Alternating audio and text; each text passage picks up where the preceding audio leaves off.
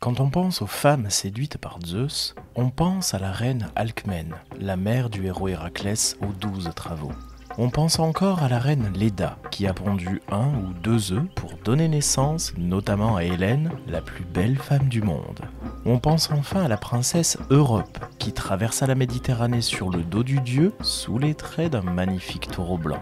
Pourtant, on oublie souvent qu'une femme a été approchée par le dieu sous forme d'un nuage, et qu'elle a dû fuir sur la terre et sur la mer le courroux et la jalousie d'Héra, la femme légitime de Zeus. Io, la prêtresse métamorphosée en vache. Prenons le temps d'observer son histoire par le petit bout du mythe. Aujourd'hui, Io ou la prêtresse harcelée.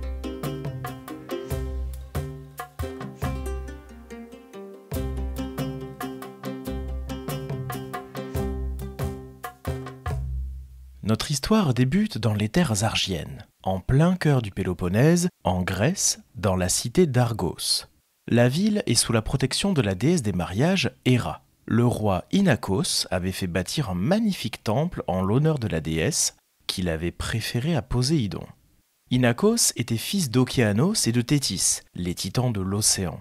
Il était donc un dieu fleuve, mais il vivait parmi les humains. Une querelle avait éclaté entre Héra et Poséidon pour savoir qui dominerait la région d'Argos.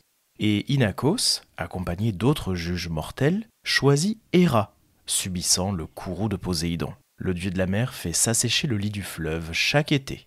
On prête à Inachos de nombreux enfants qu'il a eus avec la reine Mélia, et parmi eux, c'est la jeune Io qui nous intéresse.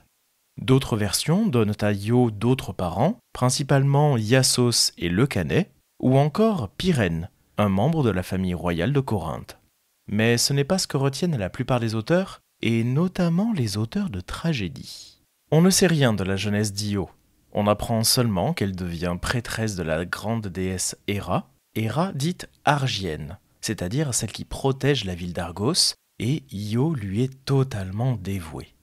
Ovide nous conte dans ses métamorphoses les sentiments d'Inachos, ou d'Inachus en latin, absent d'un rassemblement des dieux fleuves de sa région. Seul l'Inachus est absent. Retiré au fond de son antre, il grossit ses os de ses larmes. L'infortuné pleure Io, sa fille, comme s'il l'eût perdue. Il ne sait si elle vit encore ou si elle est chez les mânes. Mais ne la trouvant nulle part, il croit qu'elle n'est nulle part, et il craint pour elle le pire destin. Jupiter, l'ayant vue revenir du fleuve paternel, lui avait dit « Ô Vierge digne de Jupiter, toi dont la couche fera de celui qui t'aimera, quel qu'il soit, un bienheureux, viens sous les grands ombrages de ces bois. » Et il lui avait montré les ombrages des bois, tandis que le soleil est brûlant et qu'il atteint le sommet de son orbite à moitié parcouru. Si tu crains de pénétrer seul dans les repères des bêtes sauvages, un dieu est là pour te protéger. Avec lui, tu pourras en toute sûreté avancer jusqu'au fond des bois. Et il ne sort pas de la plèbe des dieux. C'est moi qui tiens dans ma main puissante le sceptre du ciel, moi qui lance la foudre rapide. Ne me fuis pas. Elle fuyait en effet. Déjà, elle avait dépassé les pâturages de Lerne et les campagnes boisées du Lyrcée, quand le dieu cacha la terre en l'enveloppant, au loin, dans une nuée ténébreuse. Il arrêta la fuite de la nymphe et lui ravit l'honneur. Jupiter, le Zeus des Romains, apparaît ici comme une nuée ténébreuse, donc un nuage noir qui vient envelopper la jeune fille, qu'Ovide nomme nymphe, en référence à la fois à sa jeunesse et à sa propre naissance divine. On ne sait rien, cela dit, de l'origine des sentiments du dieu de la foudre. Une version très minoritaire fait intervenir une fille du dieu Pan et de la nymphe Écho, celle qui est connue pour son amour impossible avec Narcisse. Il s'agit de la jeune Iynx. Selon des scoliastes ou des commentateurs, celle-ci aurait donné un breuvage d'amour à Zeus pour qu'il tombe amoureux d'Io. Héra ne se venge pas moins, puisqu'elle transforme Iynx en statue de pierre ou bien en oiseau, le torcol qui était utilisé dans les enchantements. Mais revenons à Ovide et à la réaction d'Héra, nommée Junon, sous la plume du poète romain. Cependant, Junon abaissa ses regards sur la campagne. Elle s'étonna que des nuages passagers lui eussent donné l'aspect de la nuit pendant une journée brillante. Elle reconnut qu'ils n'étaient ni produits par le fleuve, ni renvoyés par la terre humide. Elle cherche de ses yeux tout autour d'elle où est son époux, car elle le connaît assez pour l'avoir tant de fois prise en faute ses infidélités. Ne l'ayant pas trouvé dans le ciel, Ou je me trompe, dit-elle, ou je suis outragée. Elle descend du haut de l'éther, prend pied sur la terre et ordonne aux nuages de se retirer. Mais Jupiter avait prévu son arrivée, et il avait changé la fille de l'Inachus en une génisse d'une blancheur éclatante. Même ainsi, elle était belle encore. La fille de Saturne, quoique à contre-cœur, admire la perfection de ses formes. « À qui appartient cette génisse? D'où vient-elle et quel est son troupeau ?» demande Junon, comme si elle ignorait la vérité. « Elle est née de la terre », répond Jupiter, inventant un mensonge pour couper court à ses questions sur l'origine de l'animal. La fille de Saturne demande à son époux de le lui donner. Que peut faire le dieu? Il est cruel de livrer l'objet de son amour, ne pas le donner est suspect. Si la honte le persuade d'un côté, de l'autre l'amour le dissuade. La honte eût bien été vaincue par l'amour, mais si Jupiter avait refusé de donner à sa sœur, à la compagne de sa couche, un aussi léger présent qu'une génisse, il aurait pu faire croire que ce n'était pas une génisse. En possession de sa rivale, la déesse ne bannit pas sur-le-champ toute crainte. Elle se méfia de Jupiter et redouta un larcin jusqu'au jour où elle confia la garde d'Io à Argus, fils d'Arestor. Argus avait une tête entourée de 100 yeux. Il se reposait à tour de rôle, par groupe de 2 à la fois. Tous les autres veillaient et restaient en faction. Quelle que fût son attitude, il regardait du côté d'Io. Il avait Io devant les yeux, même le dos tourné. Le jour, il lui permet de paître. Quand le soleil a disparu sous les profondeurs de la terre, il l'enferme et il fixe d'indignes liens autour de son cou. Elle se nourrit de feuilles d'arbres et d'herbes amères. Elle n'a d'autre lit pour se coucher que la terre, qui n'est pas toujours couverte de gazon, d'autres boissons que l'eau des ruisseaux fangeux. Elle aurait bien voulu tendre à Argus des bras suppliants, mais elle n'avait pas de bras à tendre à Argus. Elle tenta de se plaindre, mais il ne sortit de sa bouche que des mugissements. Leur son lui fit horreur, et sa propre voix l'épouvanta. Elle se dirigea vers les rives où elle avait coutume de jouer, les rives de l'Inachus. Quand elle aperçut dans l'eau ses cornes nouvelles, prise de terreur, éperdue, elle recula, se fuyant elle-même. Les naïades ignorent, et l'Inachus ignore aussi qui elle est. Mais elle suit son père, elle suit ses sœurs, elle se laisse toucher et s'offre à leur admiration. Le vieil Inachus accueille des herbes, qu'il lui tend. Elle lèche les mains de son père, elle en baise les paumes et ne peut retenir ses larmes.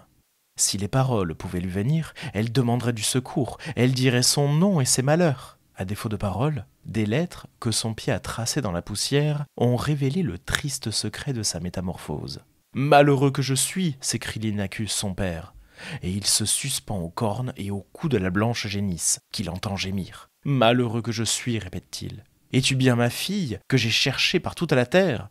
Quand je ne t'avais pas encore trouvée, tu étais pour moi un moindre sujet de deuil que depuis que tu m'es rendu. Tu te tais, tu ne peux t'entretenir avec moi, des soupirs seulement s'échappent du fond de ton cœur, et tout ce que tu peux faire, c'est de répondre à mes paroles avec des mugissements.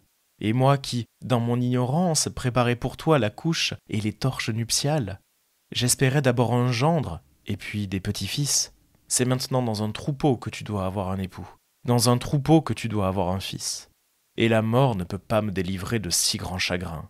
Pour mon malheur, je suis un dieu. La porte du trépas qui m'est fermée me condamne à un deuil éternellement prolongé. » Tandis qu'il exhale ses plaintes, Argus, constellé dieu, le repousse. Il arrache la fille à son père. Il l'entraîne dans des pâturages écartés.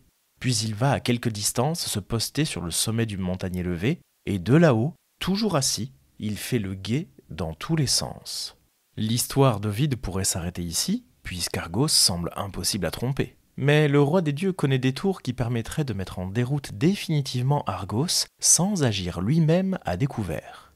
Voici le dialogue que nous propose l'auteur Lucien de Samosate dans son recueil de dialogues des dieux. 2 personnages sont présents, Zeus et Hermès.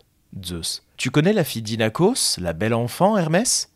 Hermès. Oui, tu veux parler d'Io. Zeus. Elle n'est plus fille, mais génisse. Hermès. Voilà qui est prodigieux. Comment a-t-elle changé de forme ? Zeus. C'est Héra qui l'a métamorphosée par jalousie, mais elle a imaginé un autre supplice contre la malheureuse. Elle a mis près de la génisse un berger à 100 yeux du nom d'Argos, qui l'a fait paître sans jamais dormir. Hermès. Que faut-il que je fasse ? Zeus. Descends à Némée. C'est dans ces parages qu'Argos l'a fait paître. Tue-le, emmène Io en Égypte à travers la mer et fais d'elle Isis, que désormais elle soit déesse chez les peuples de ce pays, qu'elle fasse déborder le Nil, qu'elle envoie les vents et sauve les navigateurs. Dans ce bref dialogue, Lucien fait mentir Zeus concernant la métamorphose d'Io. Pour Ovide, c'est Zeus qui a changé Io en vache. De même, le mythographe Apollodore nous dit bien que c'est le dieu de la foudre qui opère cette métamorphose afin de cacher Io des regards d'Héra. Revenons donc au récit d'Ovide. Le souverain des dieux ne peut supporter plus longtemps de voir la petite fille de Phoronée accablée de si grands maux. Il appelle celui de ses fils qu'une brillante Pléiade a enfanté et lui donne l'ordre de livrer Argus à la mort. Ne prenant que le temps de fixer des ailes à ses pieds, de saisir dans sa main puissante la baguette qui répand le sommeil et de couvrir sa chevelure avec son chapeau, sans autre préparatif, le fils de Jupiter, du haut du séjour paternel, s'élance sur la terre. Là, il enlève son chapeau et dépose ses ailes. Il ne garde que sa baguette. Il s'en sert, déguisé en berger, pour conduire à travers champs, hors des chemins frayés, des chèvres qu'il a amenées avec lui. Il construit un chalumeau et se met à en jouer. Cette harmonie alors nouvelle, l'art du musicien, ravisse le gardien posté par Junon. « Qui que tu sois, tu pourrais bien t'asseoir avec moi sur ce rocher, dit Argus. Nulle part les troupeaux ne trouvent une herbe plus grasse et, comme tu vois, l'ombre y est propice au berger. » Le petit-fils d'Atlas s'assied, par de longs récits, il retient sous le charme de sa parole le jour qui s'enfuit, et avec la mélodie de ses roseaux assemblés, il essaie de vaincre les yeux vigilants. Le monstre, cependant, lutte pour vaincre les douceurs du sommeil, et si certains de ses yeux sont déjà assoupis, les autres veillent encore. Dans cet extrait d'Ovide, Mercure raconte à Argos l'histoire de Syrinx, une naïade, donc une nymphe, aimée par le dieu Pan. Ce dieu sauvage lui courait après, mais elle lui échappe en demandant à être changée en roseau. Pan l'attrape tout de même, coupe les roseaux pour en faire une flûte, la célèbre flûte de Pan, dans laquelle il souffle gaiement au quotidien. Mais Mercure n'a pas le temps de raconter cette histoire, offerte au lecteur des Métamorphoses plus qu'à Argos. Voici la suite de l'histoire. Le dieu du Silène allait raconter cette histoire quand il vit que tous les yeux d'Argus, succombant au sommeil, s'étaient fermés. Aussitôt il se tait et, pour l'assoupir plus sûrement encore, il promène sur ses paupières languissantes sa baguette magique. Puis brusquement, tandis que la tête s'incline, il la frappe de son épée recourbée à la jointure du cou et la fait rouler toute sanglante à bas de la roche, dont elle souille les flancs escarpés. Argus, te voilà gisant. La lumière dont tu animais tous tes regards s'est éteinte et tes cent yeux sont plongés dans la même nuit. La fille de Saturne les recueille, elle en couvre le plumage de l'oiseau qui lui est cher et les répand comme des pierres précieuses sur sa queue étoilée. Au même instant, la déesse s'est enflammée. Sans donner à sa colère le temps de s'apaiser, elle a évoqué l'horrible Érinis devant les yeux et dans l'âme de l'Argienne, sa rivale, et elle a caché au fond de son cœur les aiguillons d'une démence qui l'emporte épouvantée dans tout l'univers. Tu devais être, ô Nil, l'extrême limite de ses immenses fatigues. Dès qu'elle a atteint le fleuve, elle tombe à genoux sur ses bords. Le cou renversé en arrière, elle dresse la tête et, levant sa face vers le ciel, c'était tout ce qu'elle pouvait lever. Par ses gémissements, par ses larmes et par de lamentables mugissements, elle semble se plaindre à Jupiter et lui demander la fin de ses maux. Le dieu, après avoir entouré de ses bras le cou de son épouse, la conjure de mettre un terme à un si long châtiment. Pour l'avenir, lui dit-il, bannis toute crainte, jamais elle ne te causera de chagrin.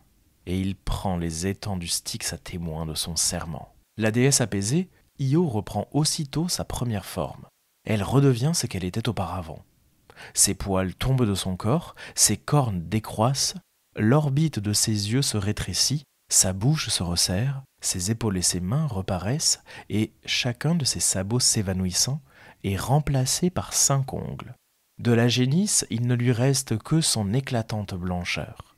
Les services de 2 pieds suffisent à la nymphe. Elle se redresse, mais elle évite de parler, dans la crainte de mugir comme une génisse. Elle essaie timidement de retrouver le langage qui lui a été si longtemps interdit. Maintenant, c'est une déesse, à qui la foule vêtue de lin rend de toutes parts un culte solennel. Maintenant, on lui donne pour fils Épaphos, né enfin, dit-on, de la semence du grand Jupiter.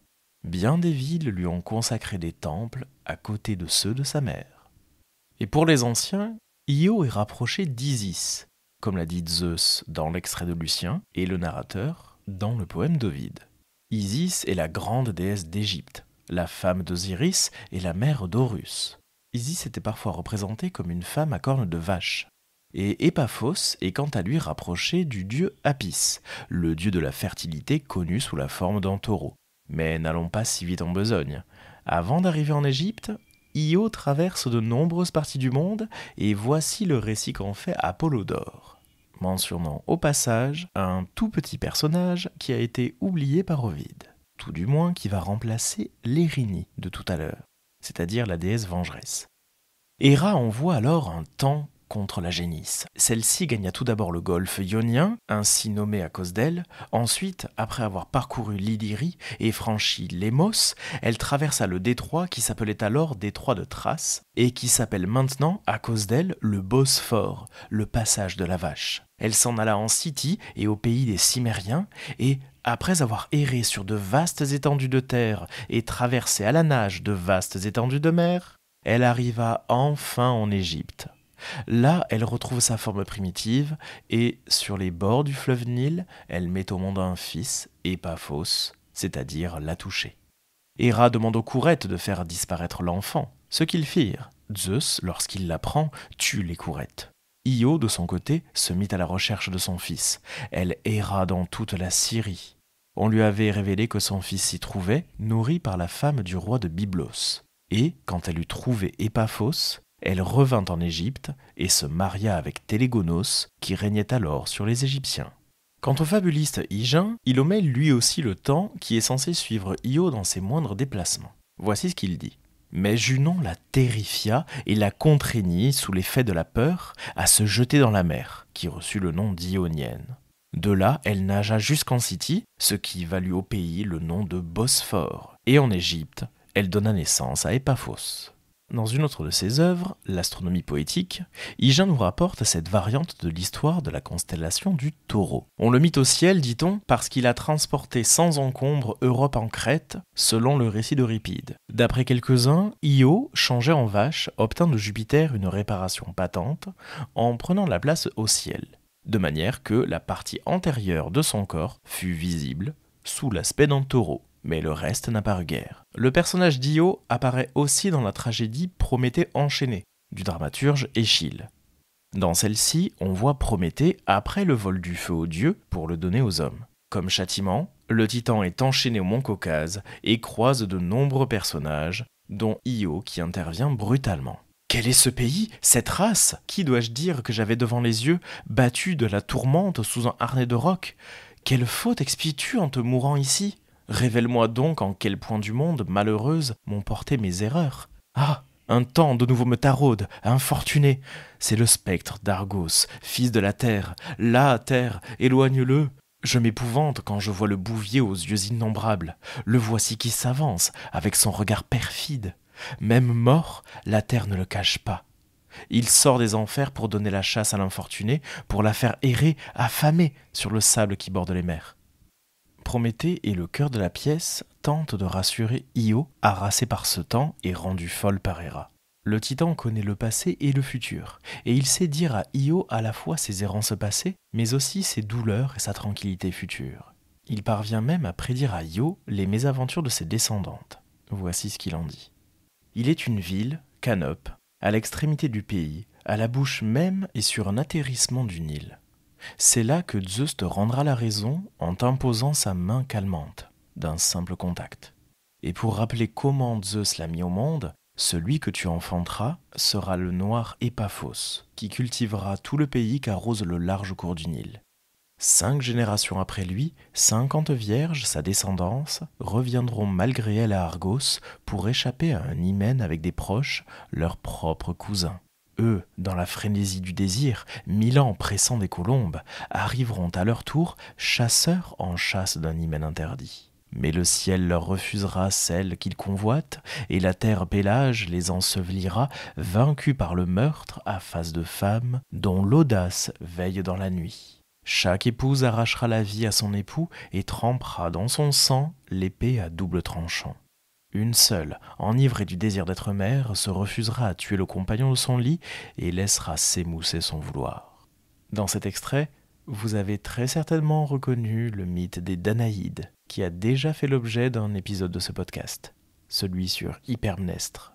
Et ces Danaïdes ont bel et bien erré longuement, tout comme Io, mais à l'inverse, en partant d'Égypte pour rentrer dans leur terre ancestrale à Argos.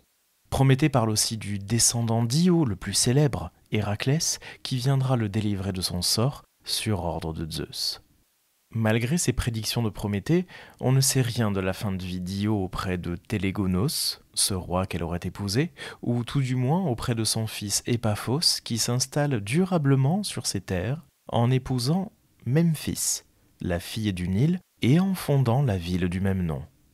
L'assimilation à Isis ou la transformation en constellation viennent gommer les épisodes finaux de sa vie.